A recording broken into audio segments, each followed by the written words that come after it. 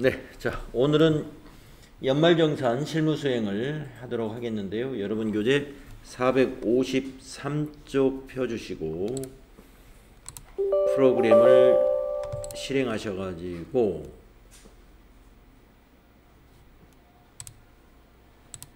회사는 3일전자 로그인 하시면 되겠습니다.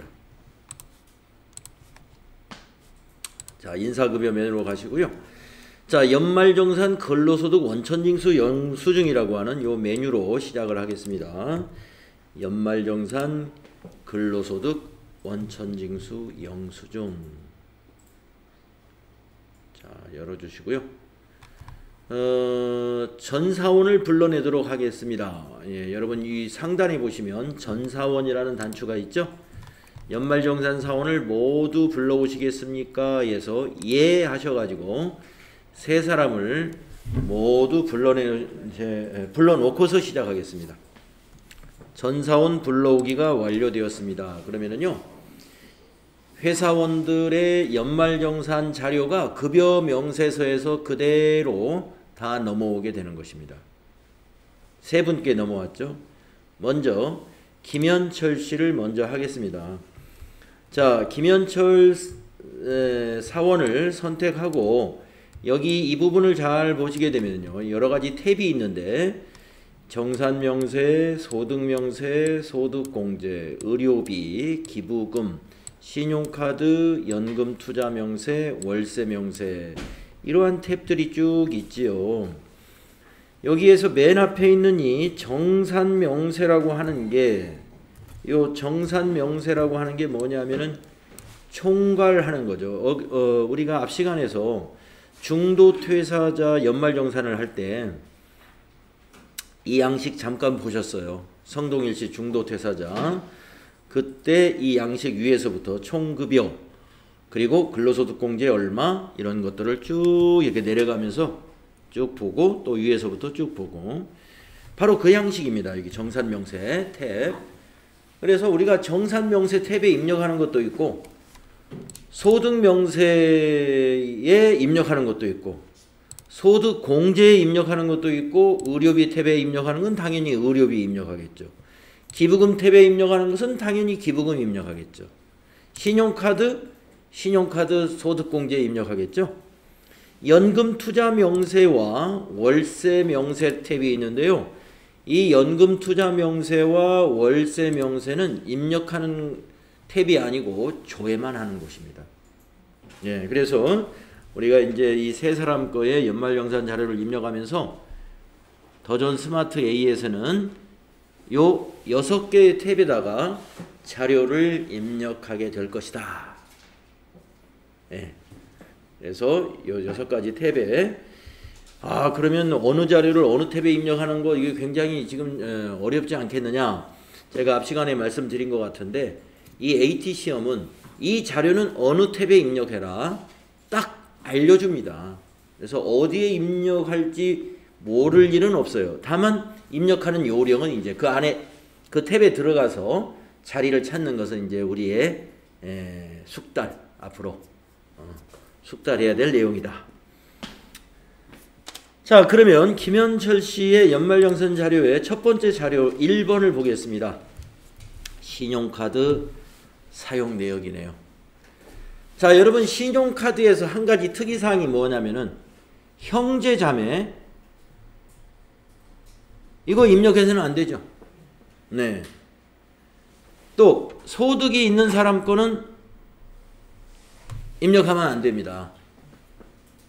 소득이 있는 사람은 자기 신용카드 결제 자기가 버는 돈으로 했겠죠. 그러니까 우리가 이 소득자 돈으로 사용을 했느냐 안 했느냐, 이게 가장 기본적인 거거든요. 그래서 이 신용카드 사용 대금도 소득자의 경우는 그 사람 사용 금액은 넣어서는 안 돼요. 예. 형제자매 건 안 되고. 자, 그래서 보니까 사용자 인적사항이 딱 나왔어요. 김현철이면은 본인이죠. 본인은 뭐 당연히 입력해야 됩니다. 자, 그런데 요 사용 내역에서 혹시 해외에서 쓴 건 없는지, 이런 것들 우리가 신용카드 사용 금액으로 넣어서는 안 되는 것들도 있죠. 뭐 학교에 수업료를 납부했다든가 전기요금을 납부했다든가 신용카드로 아파트 관리비를 계산했다든가 이런 것들은 입력해서는 안 됩니다. 그래서 여기 상호를 쭉 한번 살펴보면 돼요. 그래서 일반 사용, 전통시장, 대중교통 사용 이렇게 나누어지는 이유는요. 전통시장과 대중교통이 일반 사용보다 공제율이 더 높습니다. 그래서 구분해서 입력을 할 겁니다. 자, 본인 것이고 내용을 보니까 뭐 해외 사용 금액이나 수업료 납부한 것은 없는 것 같아요. 그래서 입력을 하도록 하겠습니다. 자, 어디로 가야 되냐면 신용카드 탭에 가야죠. 자, 김현철의 신용카드 탭 딱 선택. 자, 그래서 신용카드 탭에 딱 가셔가지고 김현철 본인 나와 있습니다. 자, 어디다 입력해야 될까요? 6번이 신용카드 국세청. 여기 국세청 자료를 먼저 쭉 보시고, 국세청 자료가 바로 무엇이냐면은 여기 밑에 보시면 우리가 연말정산 간편화 자료라 그래가지고 국세청에서 이런 자료를 다 제공을 해줍니다. 그래서 자료의 이름에 밑에 국세청 이렇게 되어 있으면 국세청 자료라는 거예요. 그러면 그 줄에다 입력을 해주는데 일반, 전통, 대중교통을 나눠서 입력을 하시면 됩니다. 자, 전통시장하고 대중교통은 맨 끝에 있어요. 네, 맨 끝에다가 먼저 입력해 볼까요? 전통 여기 10번에다가 200만원, 대중교통 거기에다가 100만원 입력하시고, 자, 일반은 보니까 6번 같죠? 7번이 직불 선불카드고 8번은 현금 영수증이니까, 그 다음에 9번은 도서, 공연, 박물관, 미술관 사용분이니까 일반이라고는 안 되어 있지만 그냥 6번이 일반이라고 보시면 돼요. 네, 거기에다가 1600만원 입력하시면 됩니다. 이런 요령으로 3개로 나눠서 입력할 줄만 알면 돼요. 계산은 밑에서 자동으로 다 해줍니다. 네, 밑에서 각각의 공제율을 적용해서 공제금액을, 소득공제금액을 자동 계산해주고 있습니다. 자, 다음 자료 2번을 보겠습니다. 자, 그러니까 정리하면 신용카드를 입력할 때는 아까 사용자가 누구냐 이걸 보시고 소득자 빼고 형제자매는 무조건 빼고 그리고 소득자 아닌 가족권은 입력을 하면 됩니다. 지금 김현철 씨는 본인 거였어요. 다 입력하시면 돼요. 다음에 두 번째 자료를 보겠습니다. 현금 영수증. 이것도 신용카드 사용금액 그 안에다가 입력을 하는 거예요. 자, 사용자가 누군가 보세요. 김두식 씨가 39년생인 거 보니까 부친입니다. 아버지. 형제자매 아니죠? 예. 자, 아버지가 소득자였는가 아닌가는 어떻게 여기서 알 수 있느냐면은 소득공제라는 탭에 가면은요, 아버지에 대해서 기본사항이 나와 있어요. 여기 소득공제 탭을 딱 클릭하면은 김두식 씨 3번에 입력되어 있고, 기본이 60세 이상이라고 되어 있는 것은 뭐예요? 소득자가 아니기 때문에 기본에 60세 이상 되어 있겠죠. 만약에 아버지가 소득이 있는 분이었다 그러면은 여기에 기본에 여기 김장일처럼 부라고 나와 있었어야 돼요. 김장일처럼. 네, 그래서 소득이 없다. 다시 확인하고요. 신용카드에 가서 아버지를 여기서 불러냅니다. 어떻게 불러내느냐? 여기 본인 밑에 관계에 요 세 번째 셀이 있죠? 거기를 더블 클릭하면요, 거기 부양가족에 입력된 사람들의 이름이 나오는 거예요. 그래서 여러분들 부양가족 등록할 때 부양가족 범위에 해당되는 사람은 모두 등록을 해야 된다고 그랬죠. 기본공제가 부라고 하더라도 부니까 입력을 안 하는 게 아니라 부라고 해서 입력을 해놔야 된다는 거죠. 자, 여기 이름 다 나오죠. 거기서 김두식 선택하고 확인, 그리고 국세청 자료 맞는가 확인하시고, 네, 국세청 자료 맞습니다. 일반 사용금액이 300만 원이 있다 그러게. 일반 사용금액. 자, 일반에다가 입력합니다. 300만원.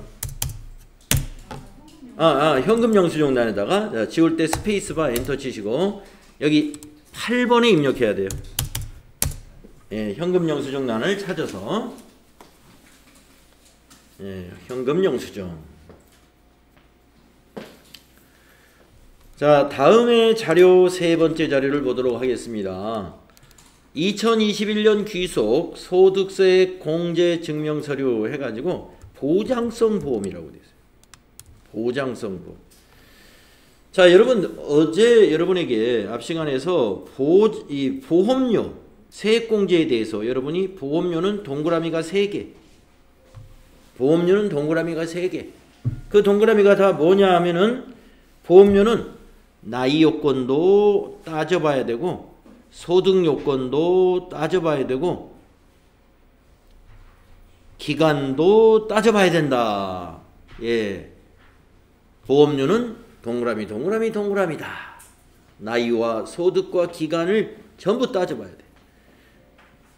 자, 그래서 보험료 그 다음에 계약자가 누구냐? 보험료의 계약자는 소득자가 계약해야 돼요. 김현철 소득자. 자, 그래서 왜 소득자가 계약해야 될까요? 보험료를 누가 지불했느냐? 이게 누가 지불했느냐? 네, 소득자가 지불했는데 피보험자를 한번 보도록 하겠습니다. 피보험자 김현철 본인이니까 되고요. 박정은, 예, 박정은이 배우자일 거예요. 김재철 형제. 자, 그러면 우선 맨 먼저 이 종류를 먼저 확인하시고 피보험자를 두 번째 확인해 주세요. 자, 종류가 보장성 보험이 있고 저축성 보험이 있기 때문에 일단 저축성 보험은 해당 사항이 없습니다. 자, 세 건이 다 보장성 보험이에요. 그러면 김현철은 무조건 입력을 하면 되는데 박정은과 김재철, 먼저 김현철 입력하고 박정은, 김재철은 나중에 입력하고 있습니다. 자, 어디로 가시느냐? 소득공제 탭에 갑니다. 소득공제에 보험료라고 하는 열이 있어요. 예, 거기에 지금 이 보험료 세액공제 자료도 국세청 자료로 되어 있습니다. 김현철 란에다가 80만 원을 입력을 하시면 되는데 보장성 열에다가 국세청 줄을 찾아서 여기다가 80만 원을 입력하시는 거예요. 그 다음에 박정은의 보장성이 있었는데 박정은은 배우자. 네, 배우자 기본공제 대상자인 것을 보면은 나이나 배우자는 원래 나이 안 따져요. 소득이 없는 사람이다 하는 걸 알 수가 있죠. 그래서 입력을 하면 됩니다. 기간은 말이죠. 이 보험료를 납부한 기간인데 여기에서 국세청 자료이기 때문에 이번 과세기간에 해당되는 것만 국세청에서 집계가 된 거로 우리가 확인할 수 있습니다. 그래서 기간은 여기서는 의심할 필요가 없겠고. 자, 그러면 박정은의 보장성 국세청 열에다가 70만 원 또 입력하겠습니다. 여기가 되겠죠?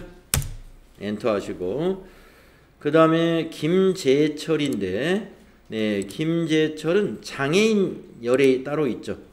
장애인 보장성 보험료니까 90만 원 장애인 열에다가 국세청 장애인 열에 90만 원 입력하시면 되겠습니다. 그렇죠? 국세청 자료가 아닌 거. 예, 보험회사에서 발급한 그 증명서라든가 이런 것은 기타. 예. 네, 그래서 지금 이 세 건은 모두 입력을 해야 되는 건이에요. 기본공제 대상자니까. 기본공제 대상자는 소득 요건과 나이 요건을 다 확인해서 기본공제 대상자가 되어 있는 거죠. 다음 자료를 보겠습니다. 자료 4번 의료비. 자, 의료비의 특이한 것은 뭡니까? XX 동그라미죠. 나이도 따질 필요 없어요. 소득도 따질 필요 없어요. 기간만 이번 회계 기간에 지출한 의료비면은 다 입력합니다. 그러니까 부양가족 명단에 있는 사람, 부로 돼 있는 사람이라 하더라도 의료비는 입력을 해서 세액공제를 받아야 돼요. 자, 환자가 김현철 본인입니다. 확인했고요. 의료비의 내역을 좀 보셔야 되는데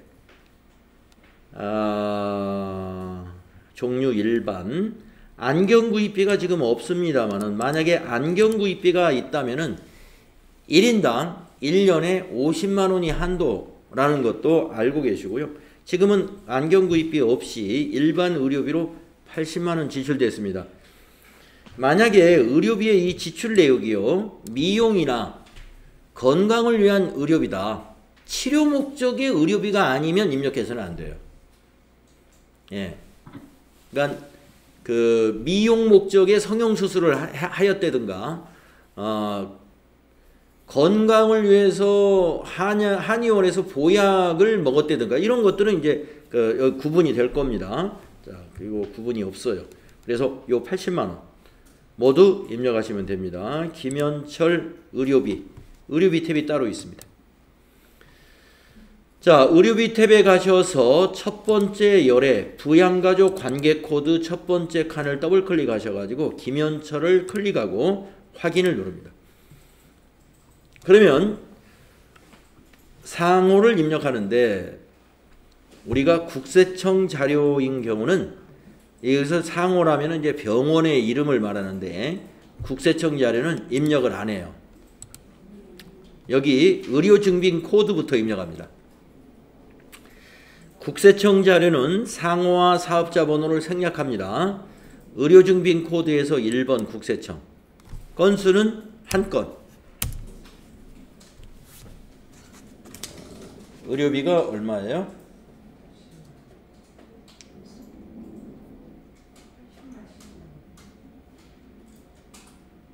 예, 80만 원이죠.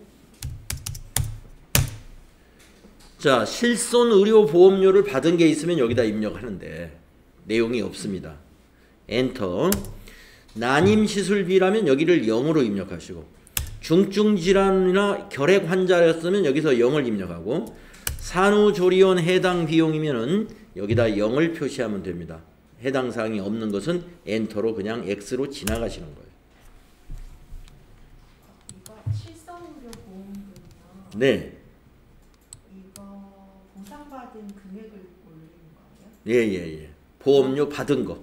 그러면 이게 공제 금액이 줄어드는 거예요? 그렇습니다. 예, 의료비 지출액에서 빼줘요. 그 보험료 받은 거를. 그럼 그 자료는 본인이 뭐 이렇게 증빙을 해야 되냐, 아니면 국세청 자료를 받으면 그것까지 다 나오는? 본인이 국세청 자료에 그 자료가 있으면 그대로 입력하면 되는데, 만약에 국세청 자료에 없으면 본인이 거기다 입력을 해야 돼요. 본인이 자료를 제출할 때 국세청 자료에 실손보험료 수령한 게 나올까요? 한 번도 이거를 제출해 본 적이 없는데 보상 받아서. 그러면 좀 세금을 더 나중엔 더 내셔야 될 겁니다. 근데 손해 보기 위해서 굳이 실손의료보험료를 적을까요? 예, 원래 적도록 돼 있어요. 그걸 국가에서 안 하고요?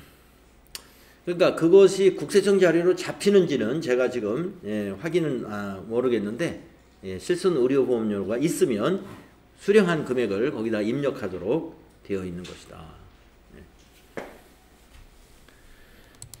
네, 요거 해야 됩니다. 시험 문제에서는 국세청 자료로 제공하진 않아요. 실손의료보험료 얼마를 수령하였다, 이렇게 추가 자료로 더 그냥 텍스트로 제공을 해줍니다. 무슨 영수증이나 이런 것을 제시하지는 않고요. 그 금액을 여기다 입력해 주시면 되면 그만큼 지급액에서, 의료비 지급액에서 차감되게 돼요. 그렇게 해주시고,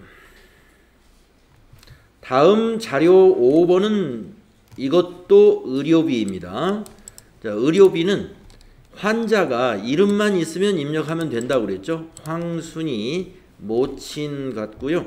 안경이 지금 내용을 보면은 안경 콘택트 렌즈 구입비가 70만 원입니다. 그거 포함해서 지금 400만 원이기 때문에 70만 원에서 20만 원을 뺀 380만 원만 황순이 씨의 의료비로 입력이 가능한 금액이에요. 380만 원. 자, 그러면 의료비 탭에 두 번째 줄에서 더블 클릭해서 황순이 클릭하고 확인.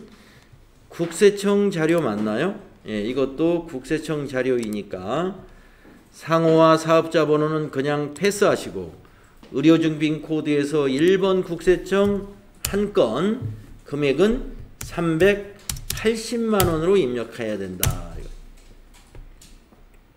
우리가 알아서 빼줘야 돼요. 예.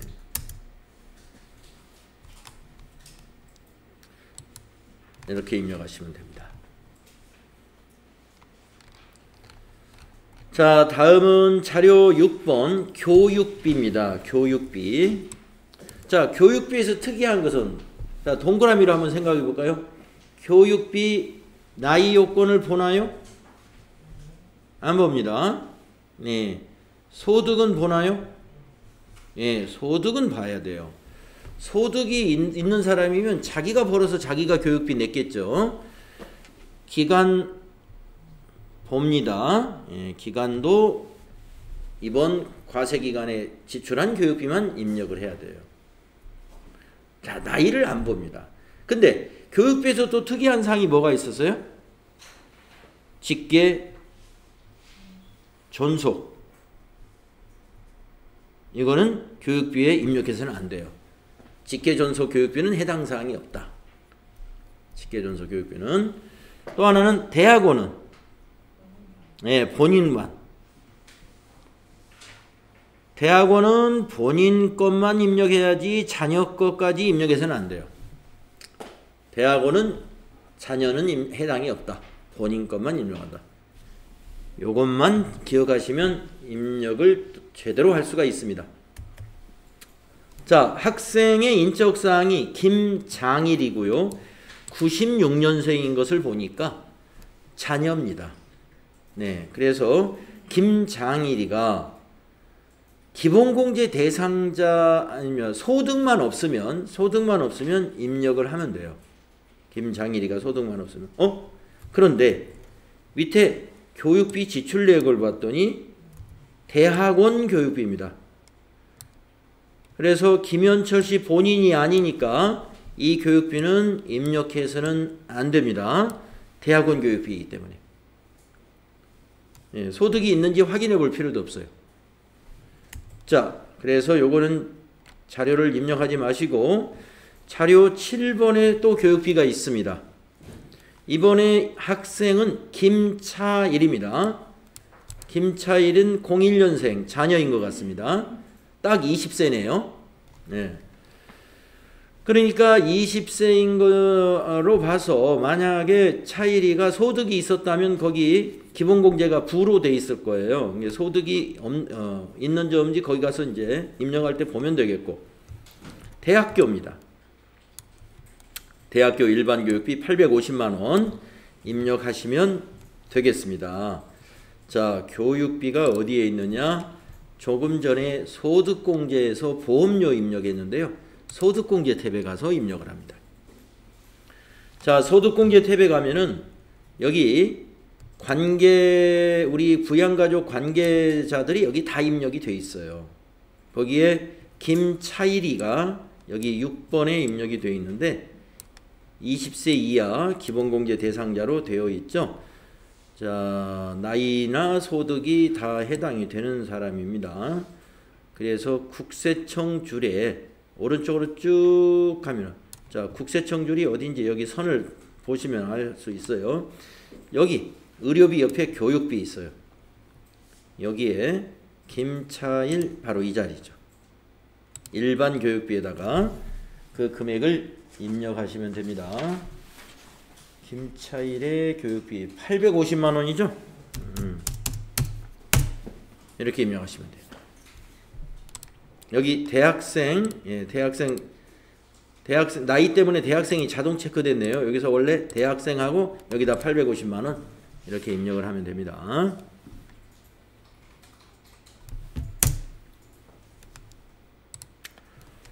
자, 자료 8번은 어떤 자료인가 보겠습니다. 마지막 자료입니다. 기부금. 자, 기부금은 어떻게 되는가 한번 볼까요? 기부금은 나이는 안 보죠. 나이야 보지 않습니다. 교육비하고 똑같아요. 소득만 봅니다. 그런데 기간, 이 지출기간은 안 보죠. 기부금은 전기에 기부금을 했는데 전기에 우리가 그 세액공제를 받지 않은 것은 단기에 받을 수 있어요. 그래서 X0, X가 되죠. 자, 기부자가 김현철 본인이네요. 정치자금의 30만원, 대한적십자사 법정기부금의 20만원, 합계 50만원이 되겠습니다. 그래서 정치자금과 법정기부금으로 이걸 나누어서 입력하시고, 입력을 하는 내용이 조금 한 단계가 더 있는 것이 이 기부금의 특징인데요. 한번 보도록 하겠습니다. 자, 기부금 탭에 한번 가보세요. 기부금 탭에 가보시면 관계라고 되어 있는 첫 번째 셀을 더블 클릭하시고 본인 김현철 확인 단추 누르신 다음에 여기에 기부처를 입력을 합니다. 자, 여기 사업자 번호, 선거관리위원회 사업자 번호를 그대로 입력하시면 돼요. 13883 이거요. 01632. 상호도 그대로 선거관리위원회라고 입력하시면 됩니다. 자, 코드는 밑에를 보시게 되면은요, 메시지에 10번은 법정, 20번 정치, 이렇게 코드가 있습니다. 그래서 정치 자금은 20이라는 코드를 입력하는 거예요. 건수는 한 건, 기부 대상 금액에 30만원 입력하시면 되겠네요. 구분은 국세청, 금전, 엔터 하시면 줄이 바뀝니다. 자, 또 한 건이 있죠. 동일한 사람이지만. 그래서 또 하나 더블 클릭을 해서 본인 확인하시고 김현철 그대로 선택하시고, 이번에는 대한적십자사의 사업자 번호 20382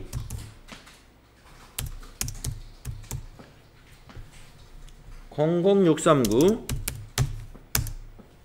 기부금 영수증을 발급받으면 이렇게 사업자 번호하고 이런 것이 다 기록이 됩니다. 상호는 대한적십자사. 자, 밑에 코드를 보면 법정은 10번이다. 10번. 한 건에 20만원. 엔터. 또 한번 엔터 하시고. 자, 그러면은 지금 이 상태로 두고요. 우리가 어디로 가볼까 하냐면 정산명세를 한번 가보겠습니다. 정산명세. 자, 총급여 6,500. 아까 우리가 전사원의 데이터를 불러올 때 이미 이건 불러와 있던 것입니다. 기본공제의 인적공제도 이미 불러져 와 있었어요. 본인 150, 배우자 150에 부양가족 4명이 있어서 600. 그래서 인적공제가 또 경로우대가 2명이 있어서 200에다가 장애인 1명에 200 해가지고 지금 김현철 씨는 인적공제 금액이 상당히 많습니다. 얼마인가요? 300에다가 900. 1300이 되겠습니다. 1300. 자, 국민연금보험료, 건강보험료, 소득공제는 우리가 연말정산 자료 입력하기 전에 이미 넘어왔던 자료입니다. 그러면 지금 우리가 입력해서 넘어온 게 어디 있느냐? 그 밖에 소득공제에 신용카드 2,200만 원의 사용금액을 입력했는데 그 중에 소득공제 적용된 것은 202만 5천 원이에요. 202만 5천 원.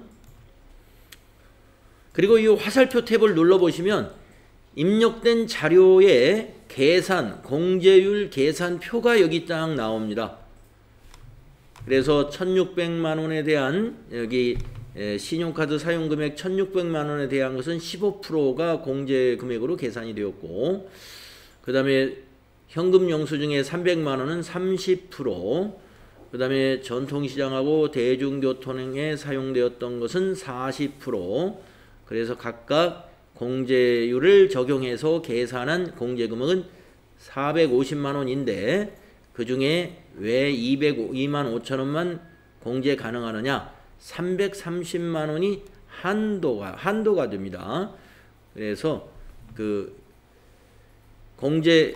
일반 공제 금액은 202만 5천 원이 이러한 산식에 의해서 요 밑에 또 계산식이 있어요. 여기에 의해서 자동으로 계산이 된다. 자, 확인 눌러주시면 되고요.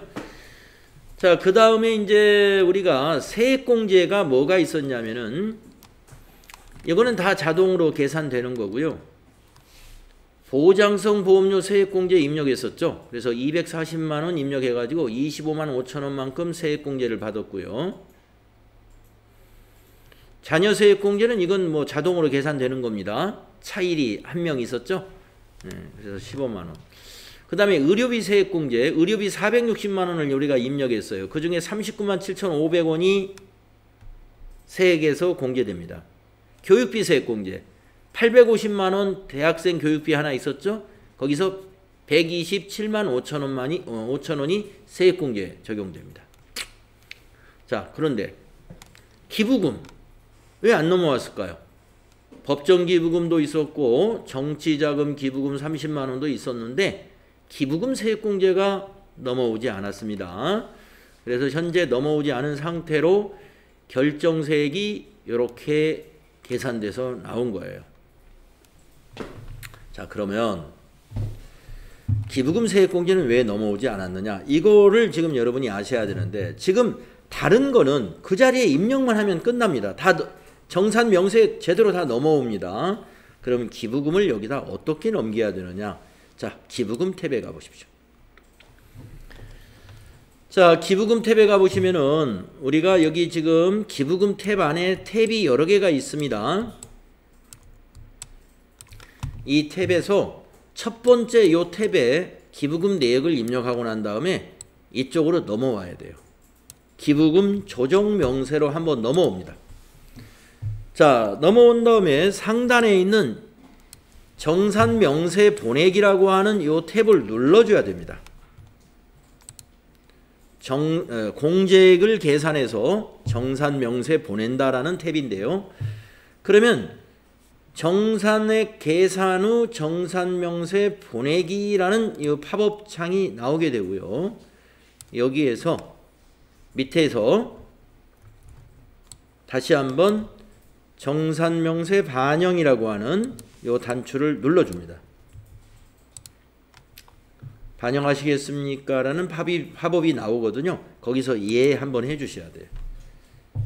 이래야 넘어갑니다. 한번 다시 자, 기부금이 넘어갔는지 정산명세 탭을 가셔서 보면은 아까 63번 기부금 특별세액공제에 비어있던 자리에 10만원까지 99,909원, 10만원 초과한 정치자금에서는 3만원 해서 정치자금에서 12만원과 그리고 법정기부금에서 3만원의 세액공제 모두 15만원의 세액공제가 적용되었습니다.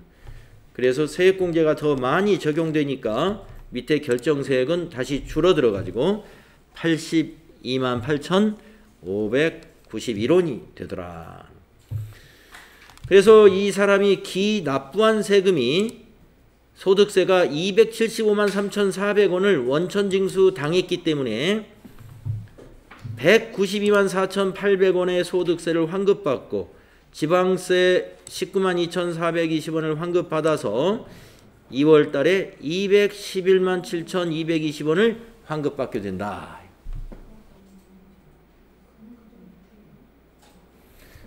김현철 씨처럼 이렇게 자료가 말이죠. 8개씩 주는 시험 문제는 안 나와요. 그래서 보통 그 TAT 시험에서 연말정산 문제 한 사람 거 하라고 나올 텐데 자료는 이것의 절반만 나와요. 3개? 많으면 4개. 이렇게 딱 몇 개 입력하시고 그대로 두시면 됩니다. 이대로 이미 정산명세에 다 자동 반영되니까.